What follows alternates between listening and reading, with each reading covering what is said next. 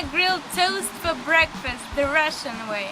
We're creating a bed of foil for the toast by folding it in half and folding up all four sides of the foil. Now we're adding some olive oil. Soak the bread in olive oil. We're using pumpernickel bread. Soak it pretty well. And now we put in the bread over the direct heat, and we're gonna leave it there for about 5 minutes covered.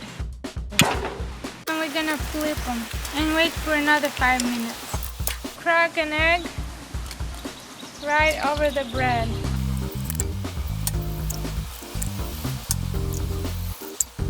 And then just flip it, just like that. And kind of squish it. As you can tell, the bread became crunchy, and we want to flip it once again. So there's an egg at both sides of the bread. And give it 5 minutes covered. And now we're gonna flip it and also add some cheese on top of it. You can add any cheese you like.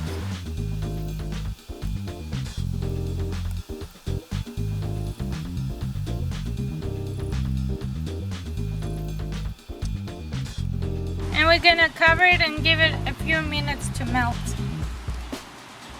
It looks like the cheese is all melted, so we're ready to take it off.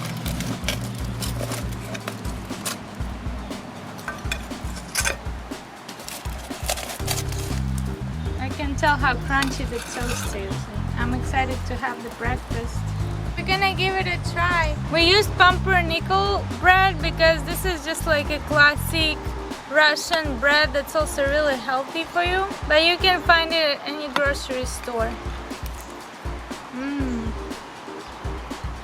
It's very good, just like I remember as a child having this toast for breakfast.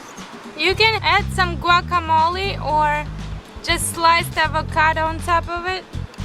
Makes it even more delicious and fancy. But we have a guacamole recipe in the description below that we used to make this guacamole. So check out the video on guacamole recipe.